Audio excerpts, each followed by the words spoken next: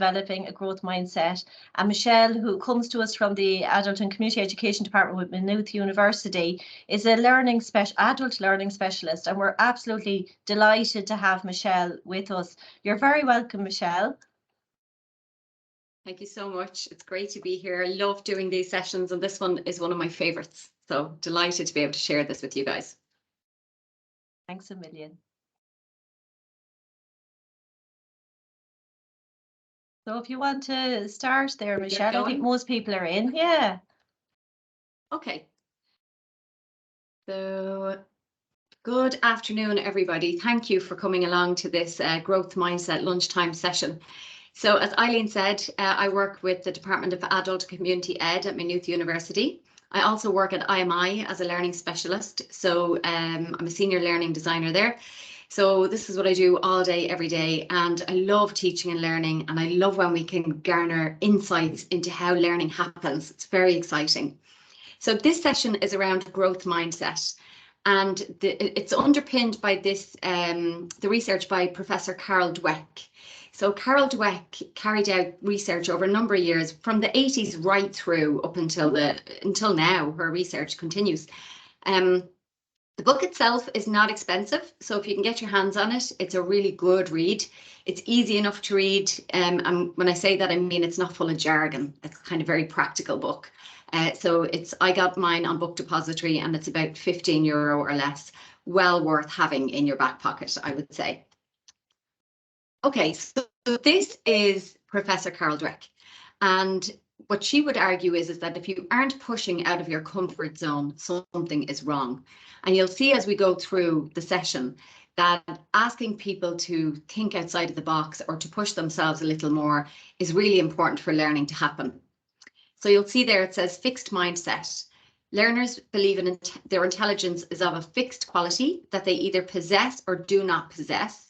And then growth mindset is learners realize that the intelligence can be increased with learning and effort. Now, if you're as old as I am, you will remember a time when we felt that learning was fixed, and we talked about IQ a lot, and we talked about people were good at some things and not good at others. So if you were in school and you were good at English, there was just this assumption that you were good at English, but maybe you weren't so good at maths. That was my story. I wasn't so good at maths, and I assumed that was closed off to me, that I would never be good at maths. What we know now from neuroscience is that the brain actually creates new neural pathways the more we practice something. So I think that's a really important point for us to consider, is that the more we do something, the more repetition we do, we actually are learning, because the brain is developing these pathways in order to facilitate that learning. So in recent times, with the more kind of brain imaging and things that are available to us, it's easier to see how learning happens, easier than it was, say, when I was at school. So we now know you can learn any subject the more you practice that subject and when you put the effort in. Now, the slides will I can send the slides around later on as well. There's a link there for a YouTube video that you might want to look. It's just a couple of minutes. It just explains kind of that journey between the growth mindset and the fixed mindset, and how they're related, and yet one definitely supersedes the other. So that's something that you might be interested in. Now, what is growth mindset? So what does this mean to you, really? What's a growth mindset, and then what's a fixed mindset? So for people with a fixed mindset, they avoid challenges. They'll give up easily. They'll see effort as pointless. They don't see the possibility of improvement. They'll ignore feedback that is perceived as negative, and they will be threatened by other people's success. So already you're probably thinking, either yourself or a member of your family or a student that you can identify with, which just feel they approach learning in this way where it's maybe pointless or it's too hard, and there's a real sense of sort of giving up before they've started nearly. Growth mindset individuals, on the other hand, embrace challenges. So they persist despite setbacks, and they believe that effort will lead to mastery. They also learn from the feedback, and they'll make changes depending on that feedback. And they're inspired by the success of others. So watching others succeed inspires them to try harder, to try to succeed themselves. So two very different types of mindset there. And there is a way that we can move somebody from the right-hand side there, from the fixed mindset. What we want to do is move them into the growth mindset. And there are very practical ways that we can do that we'll discuss later on. Now, how would you recognize a fixed mindset in maybe the way somebody speaks or a student shows up? Some of the ways that they might speak about themselves is, I failed because I'm not good at that. And that's a very typical thing that I would see in FE, is that because people have often had negative experiences before with education, they come to us and then their self-esteem is already sort of it down lower than it should be. And they feel, I failed because I'm not good at it. And you'll often hear people say that, and down as far as hearing people say, well, I'm stupid. So they've collected these terms along the time during their school journey or their learning journey, and then they apply them to themselves as if it's fixed. That's what they believe. Another one is, I'm dumb when it comes to maths, whatever it might be. I'm dumb when it comes to maths, computers, languages, whatever it might be. But they just think that there is something about them that is not able to do this subject. And then the other way you'll recognize it is, there's no point to this. I'll never get it. So that's unfortunate, because it really means people don't even begin sometimes. And I know as a teacher myself, I find that that's really difficult to get somebody over the line if they feel there's no point to it. So what we want to think about is, how do we make sure that we're including people in the growth, so that they're moving towards a growth mindset in order to achieve their milestones, really. So students with a fixed mindset believe that their intelligence is fixed, and then what they're doing is they're proving their ability. So if they believe they're good at something, they're going to prove that in an essay, an assignment, an exam. For them, they perceive it as proving that they're good at it, rather than an ability to improve. So rather than wanting to improve, they're thinking, I'm going to prove I'm good at it. And if I don't feel I'm good at it, I'm proving I'm not good at it. But it's not about proving, it's about improving. And some of it is around the language you use in the classroom and the language we encourage students to use themselves, so that they get into a habit of saying, you know, I can get better at this. This is a journey. If I continue to practice, I'll get better at this. So you'll see there the language of the growth mindset then. You'll hear people saying things like, oh, I need to try something different. That didn't work for me. I need to try a different method. Or they'll say, maybe I can learn it in a different way. And some students are actually very good at advocating for themselves. And they'll say, I like to listen to podcasts, or I like to look at videos. That's how I learn best. And you might hear somebody saying, oh, look, I'll keep working on it. It's bound to get easier. So somebody might get an assignment back with a grade that maybe they were hoping lower than they were hoping for, but they'll immediately go, okay, grand, where did I go wrong? I'll keep working on it. So it's that attitude that lets you know somebody is working from a growth mindset perspective. Now, in 1988, as I said, this research goes back to the 80s. In 1988, Carol Dweck and her assistant Muller, they demonstrated the subtle aspects of praise have a significant effect on your mindset and your resilience. So they found very clearly that praising students for ability, so fixed mindset then, so you're saying you're good at this and you're praising them. Praising them for being good at something is a fixed mindset. So saying something like, oh, you're really smart at that, which is natural. It rolls off the tongue. It's very easy to do it with people. I do it with my own children. Sometimes they'll do well and I go, that's because you're so good at that. And then I catch myself and realize that's not helping them, because then they feel like if they don't do so well, they're defective in some way. Something has happened to that ability. So praising students for effort and for the strategies they use, that's what brings around a growth mindset and a resilient attitude. So saying things like, wow, you worked really well on that project. I really liked the approach you took to that project. I really liked, so highlighting the things that worked well on the project, so that the student begins to develop a self-belief in their ability to celebrate small goals. That's what I always say, is that we celebrate every goal. So any achievement that is celebrated, so that students begin to build on that knowledge and they begin to build their self-esteem, because they can see where they're going right rather than where they're going wrong. Now, So far I've been talking about students, but I do want us to reflect as practitioners on our own mindset. So while the fixed mindset impacts what's going on in the classroom with students, what's going on for us with our mindset? Because I believe our mindset can impact our teaching practice. So I'm going to ask you now just to take a moment to consider where you would fall on mindset. So if somebody asked you, where's your mindset? Or do you lean towards growth or fixed? Be honest with yourself and just consider, where do you fall on the mindset spectrum? And is there something you can do to improve that mindset?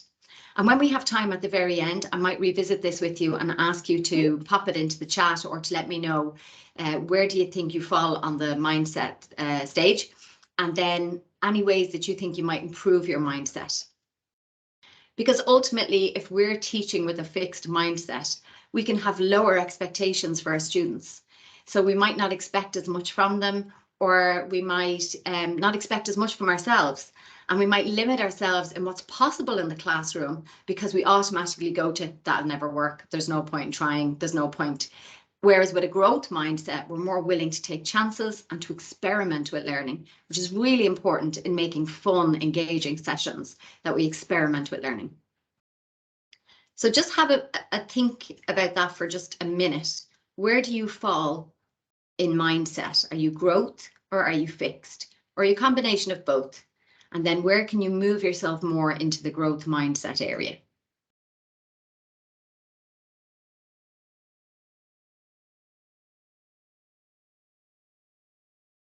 Now, the big question, I suppose, is, right, that's all fantastic, but how do we foster growth mindset in a classroom? So how do we make this happen? We're often limited for time and resources. It's often difficult to get students to engage depending on the cohort. So how do we change it from a fixed mindset type of environment to a growth mindset environment? So the good news is you don't need loads of time to do this. It's built into what you're doing already.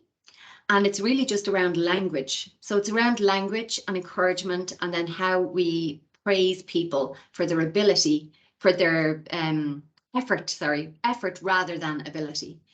So for instance, you wouldn't focus on their talent. You wouldn't say you're very talented or you're so intelligent at that, or that always works well for you.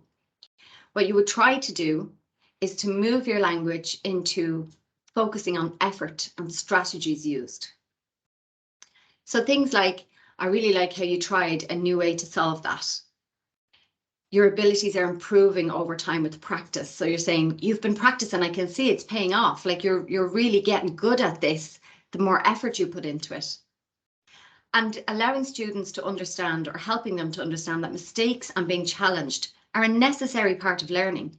We do, like I said at the beginning, Carol Dweck says, if you're not outside of your comfort zone, no learning is happening. There can be a tendency, because it's easier for us as teachers and practitioners, to celebrate what's possible and to stay in that comfort zone, and maybe to not have expectations of our students that they can move out of that comfort zone. Because it's uncomfortable sometimes to see people, and I would say sometimes you're seeing people suffer, they're really struggling. And it's easier to go, don't worry about it, just don't worry about it, because everybody's more comfortable. But nothing is happening there, there's no learning happening. So we need to have the confidence to push people out of their comfort zone. And saying things like, encouraging them to embrace things like, I love mistakes because then I know I'm learning. So if I've made a mistake, it's an area for improvement. So it's like when you give a piece of work back to somebody, and it might be a fantastic piece of work, but you do need to find areas for improvement. There has to be something that the person can move towards, because that implies growth and development. So focusing on the language is really important. So remember, don't focus on intelligence or things that are stable, that seem to be unchanging. Think about learning as fluid, and think about the brain as fluid, and that things improve over time. And having those conversations with students are really powerful, because oftentimes we don't know this. When I first came upon growth mindset, I was surprised to hear that you could actually develop, because I thought about things in my own life and thought I could have worked harder at that and it would have worked for me. Whereas I had a tendency to give up. Whereas now I understand that you feel like giving up because it's difficult, but you've got to push through that barrier and keep going, because the growth mindset piece means that the brain is developing new neural pathways, it's laying down pathways of learning, and you will develop mastery over the subject if you continue to move in that direction. Now, there's recent research that I have to draw your attention to because it's relevant, I think. There's a lot of research has been done around growth mindset in terms of what kind of a person can develop a growth mindset and how do we foster that? It sort of underpins everything. So you'll see there on the left, that's a quote from some work carried out by Carol Dweck and her team. Individuals may endorse a growth mindset without fully aligning their behavior with the belief, potentially reducing the link between mindsets and mastery. This phenomenon has been termed the false growth mindset. So that's quite recent. It's from 2019 and 2020. So I think it's important to mention, because what they saw happening was people would say, oh yeah, I have a growth mindset, but there's no evidence of that growth mindset. Because growth mindset is visible. It's you moving towards something. It's you being resilient and developing resilience over time so that you don't give up as easily. So people would often say, I have a growth mindset, but is that true in practice? And the tendency is, because we like to think of ourselves in positive terms, to say, I do have a growth mindset, but how are you showing that? How is growth mindset showing up in your work and in your life? Intellectual humility then is what they found to underpin growth mindset. So there's a kind of a question around, well, how come some people would naturally lean towards growth mindset and others wouldn't? So what they found in their research was that the intellectual humility, or the willingness to say, I don't know everything about this subject, there is more I can learn, the willingness to say that automatically opens up a mindset that is more open to change and to adapting to new material or new information and new knowledge. So valuing the perspective of others and understanding that although you might be an expert in your field, perhaps you can learn from others in the field. They may not have as much experience, they may not have the knowledge you have, but they're bringing something to the table. And I think adult learning really captures the best of this. I think as adult facilitators or adult practitioners, we are doing that anyway. You know, we recognize that people come to learning with experience and with plenty of knowledge, and we do try to draw that out. So that's that intellectual humility, saying, you know, okay, I know my area, but there's probably something you know that you can add that I can take from that. So that's really important. That's what fosters growth mindset. So it's like the soil underneath the growth mindset. So for our students then, it's important for us to let them know this. So having a growth mindset is not going to work unless they're willing to learn. There has to be a vulnerability and an openness to saying, I don't know everything. Now, I know that's challenging for adult learners because adult learners often want to hide the fact that they don't know something. There can be a lot of shame when you return to education because you feel you didn't get it right the first time and now you're back. So there can be a lot of shame and a lot of negative associations with education. So it can be difficult to get people to embrace the fact that they don't know everything. But really, it's about laying that groundwork for them so that they understand in opening up to the fact that we don't all know everything. It gives them an opportunity then to unblock the path, I suppose, so that they can develop. And some of it is around self-beliefs and self-esteem and previous self-beliefs, that what we try to do is unpack those beliefs, and you do that by celebrating the small wins. So whatever a student manages to achieve, you make a big deal of that because that's really important for them. Now, this is really interesting, especially for FE. I think retention is one of our big problems. Holding on to people, making them stay the course. They get spooked often in the first couple of weeks and they might just bail on us, and we want to try and avoid that.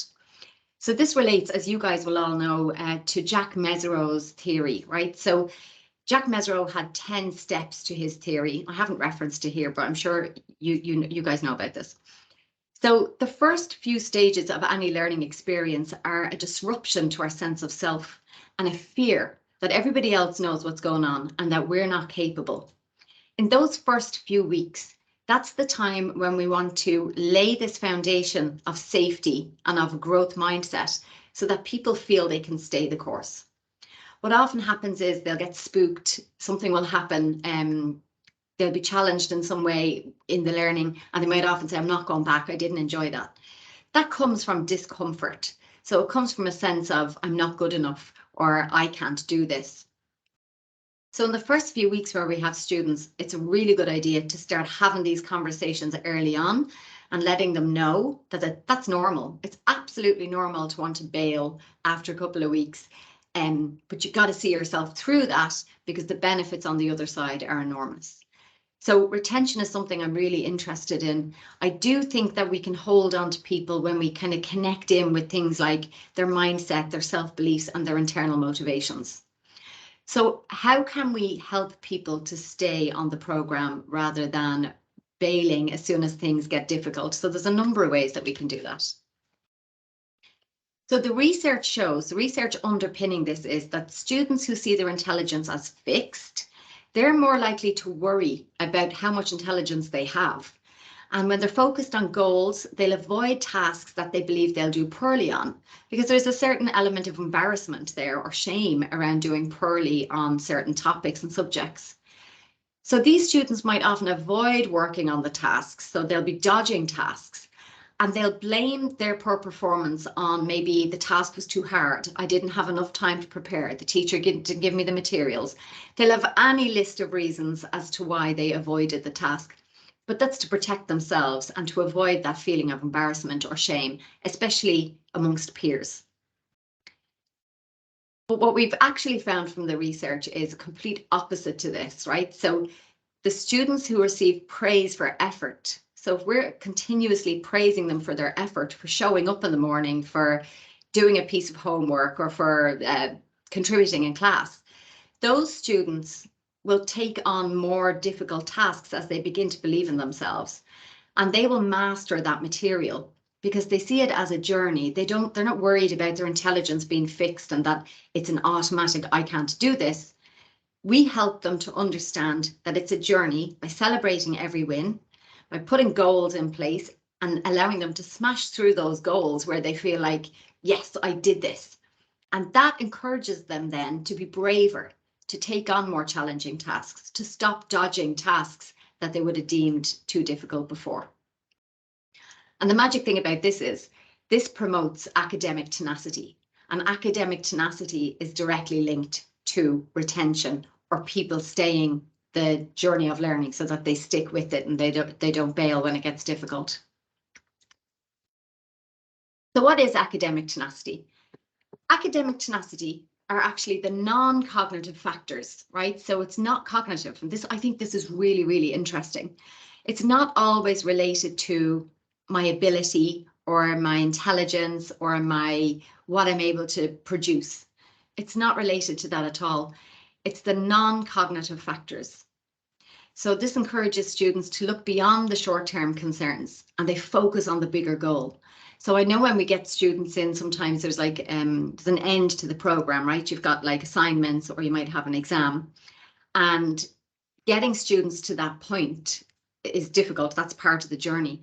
Getting them to see that they can get there is also difficult, because they may just be focused on the now. I feel uncomfortable now. I don't like this now. This is not working for me now. I'm not going to stay the course. But if we can get them to feel a sense of, there's a few things that happen here. The academic tenacity is developed by them feeling like they can bounce back, that they're resilient, and that they can keep coming back to learn more. That's how we develop that tenacity, so that they keep coming back rather than running away or feeling it's too difficult. These students will withstand their challenges and setbacks, and they'll continue to work towards the goals, because we all know the difficulties come up with, especially with adult learners, they've got family challenges, they might have childcare challenges, they might have to work and study at the same time. So it's not easy. It's definitely not easy. So laying the groundwork or the foundation for them to know there will be setbacks. And what am I going to do when that happens? How am I going to get over these hurdles? Because they're definitely going to show up. So how am I going to keep going?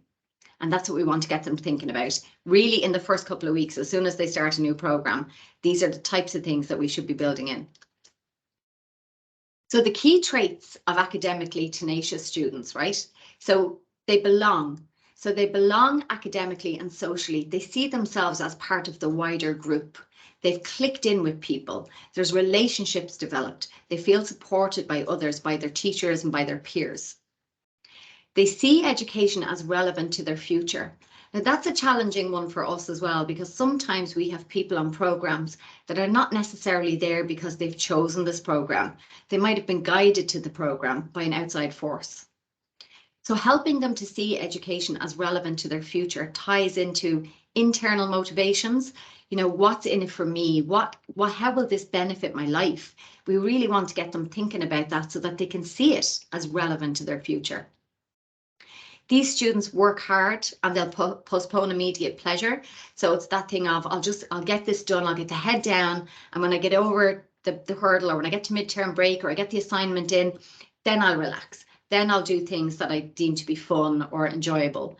So it's been able to say, I'll postpone that for the moment because I just need to get this done. And we've all experienced that, where sometimes it's very tempting to leave things till the last minute because you have other things going on and you don't postpone that immediate pleasure, and then you're playing catch up with yourself. So if we help them to understand that getting the work in early or doing the work early actually benefits them in the long run, it's way better for them. It's just so much more effective.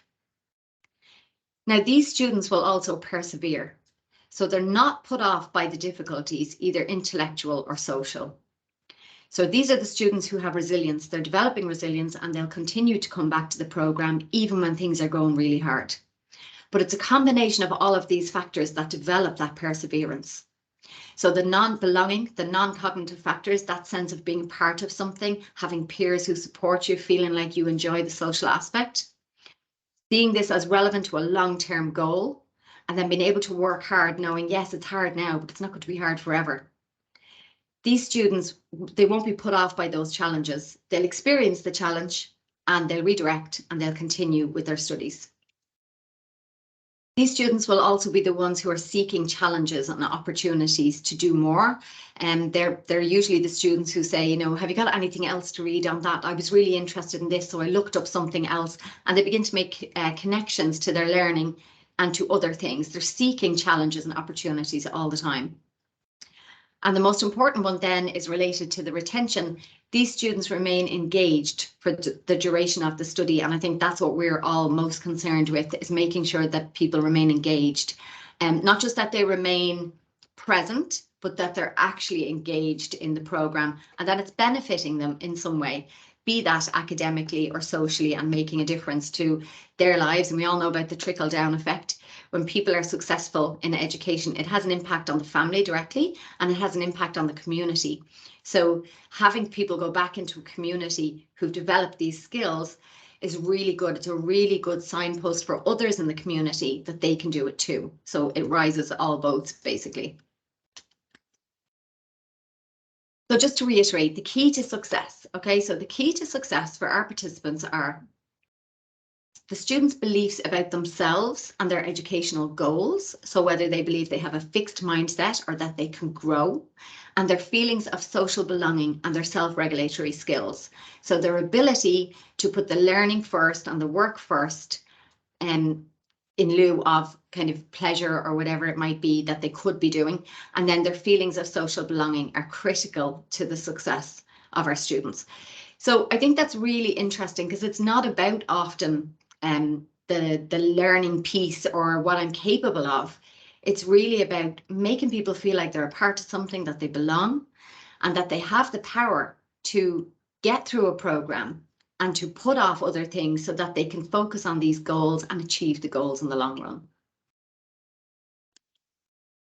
Now, talking about goals, short-term and long-term goals do play a part in learning. Even if they're not specifically called out as goals, but having something that you are striving towards makes a difference in how much effort that you will put into learning. So the research showed that the goals are still of value to retain interest. Now, I would also add to that it's motivation. So goals are great, but what's the motivation for the goal?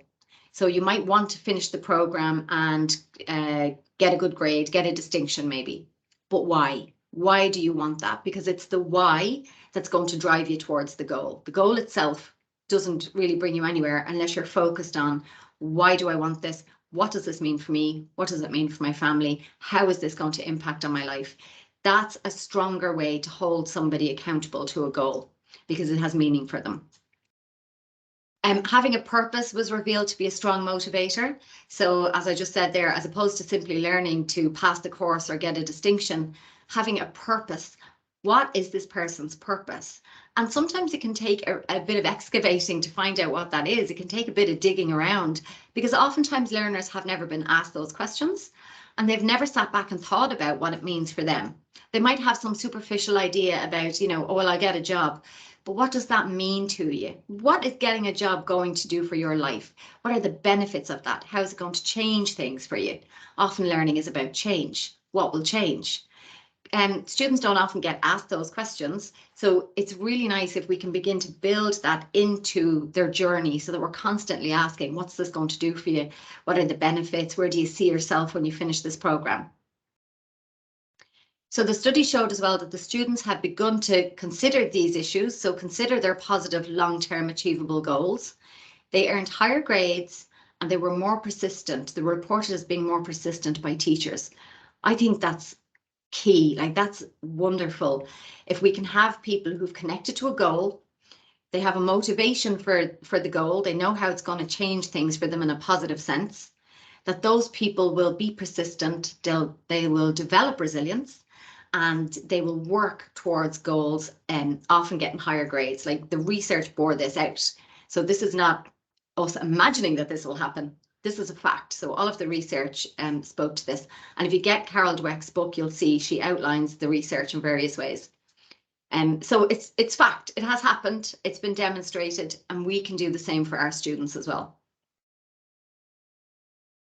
So then what's practical? Some practical steps to foster a growth mindset and develop academic tenacity in our students to enable their success. Now, as I acknowledged already, I know that we are time poor and we are resource poor often, and we are bureaucratically heavy in that there's always forms to be filled. You're always trying to kind of capture things, which sometimes can pull us away from what we're actually there to do and what our passion is, which is actually helping people to develop and to change their lives. But there are some things that we can do which are, they won't take too much time. You build them in as you go. They're kind of just easy little tweaks that you can make to a classroom experience that help to foster these types of things. So the first one is the social belonging, as I mentioned, right? So all of the research showed that a sense of social belonging allows you to rise above concerns of the moment, and then that's linked to long-term motivation and success. Now, just in life, I'm sure every one of you has had the experience where you've joined a course or a program or taken up a hobby. The thing that keeps you going back is that connection to others in the group.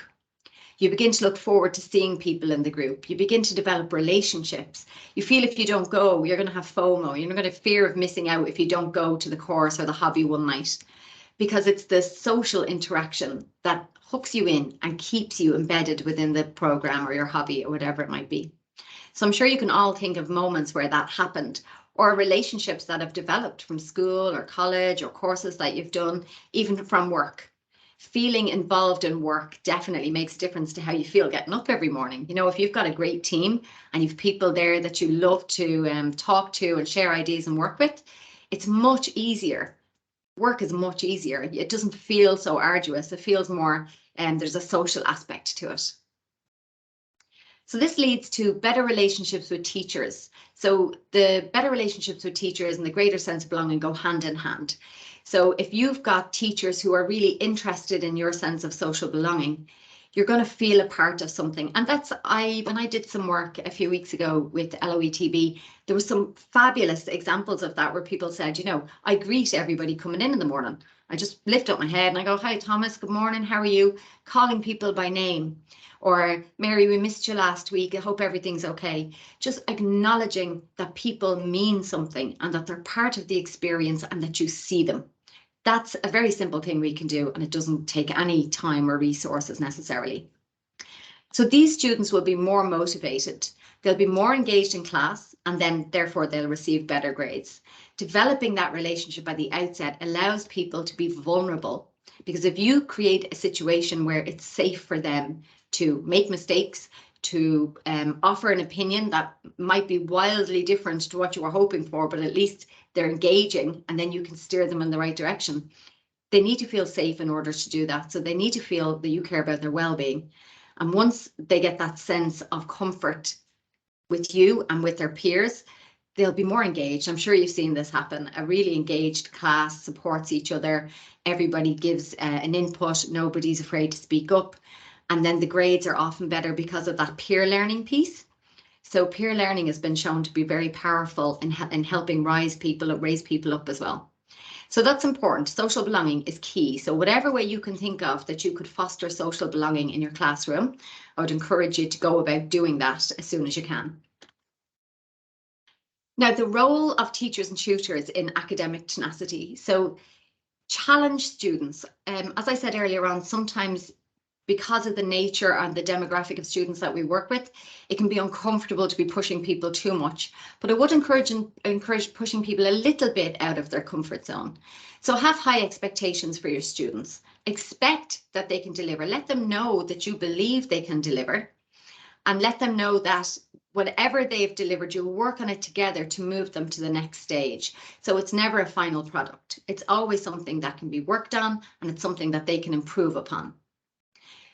Scaffolding then obviously is important. So providing that detailed feedback. So giving feedback that's rather than generic feedback, it's specific to them. Here's what you can do to improve. Here's where you might look to kind of learn more about that. Using quizzes, questions, opportunities to succeed, really. The point that we talked about celebrating wins, you have to provide opportunities for those wins to happen.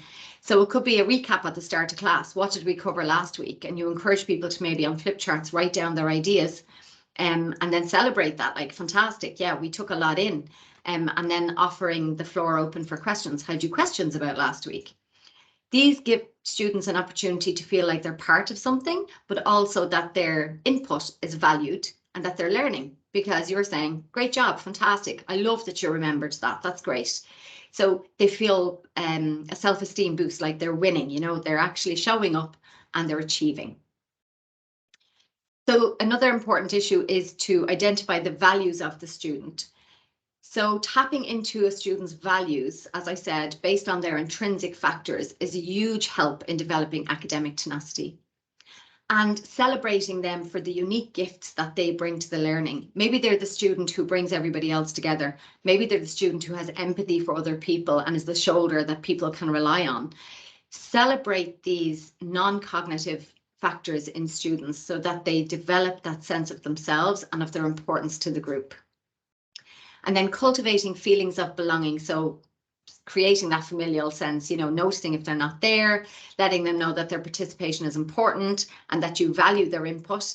That's really important for them to feel like they're valued and that they're part of your, the overall structure of the learning situation.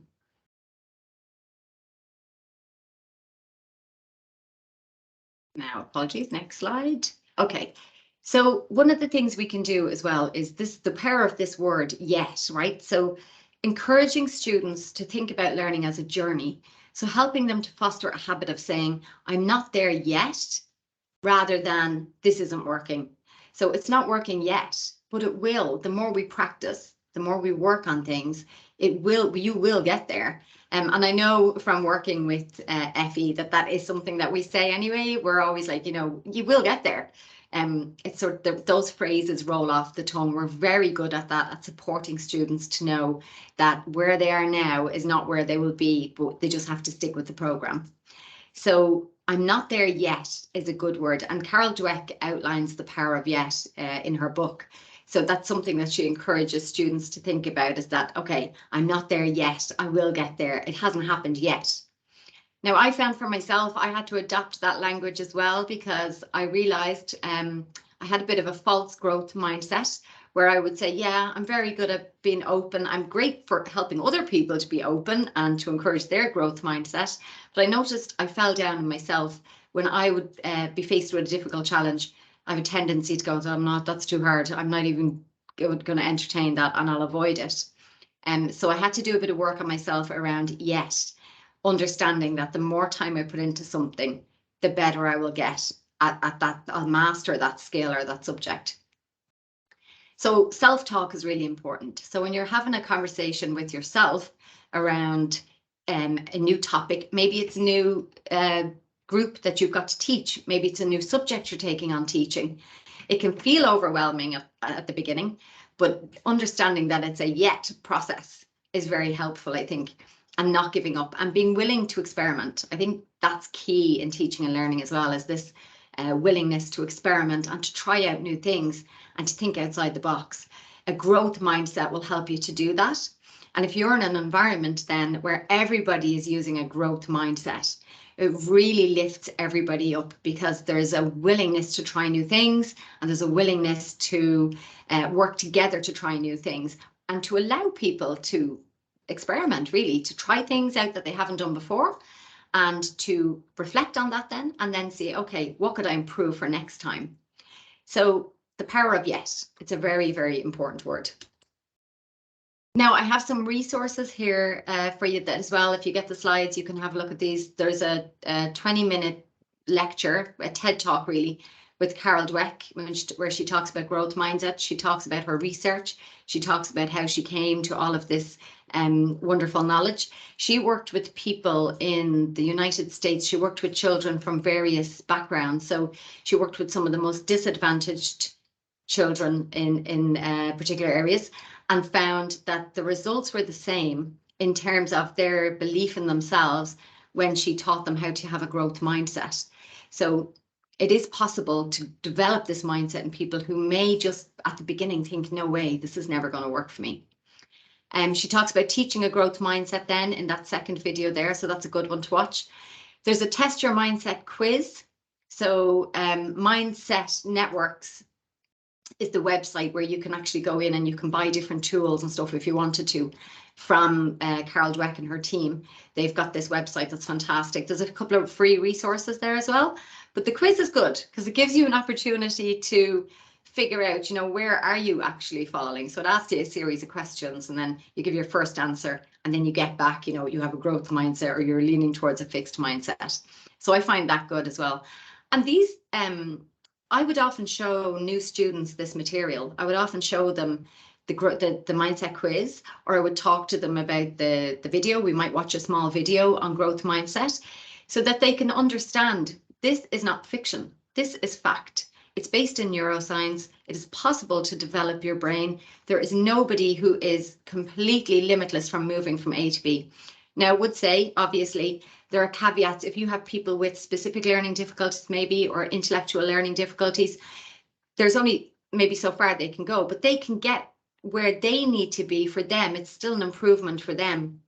But we just need to be mindful, I suppose. I would always say, be mindful that we're not, definitely expect a little more, but that we're not pushing people, expecting them to have an amazing growth mindset, if they're limited in what they can actually do in their actual ability. So just something to be mindful of. But we should definitely try and move people from A to B. And that brings me to the end of the presentation. I'd invite Eileen to stop recording now so that we can have a chat, and then I might be able to see you guys. I can stop sharing and actually see some faces. Is that okay, Eileen? Absolutely. I'm just trying to remember how to stop recording now. Okay, so there we go. Thank you so much, Michelle, and just for stopping the recording there now.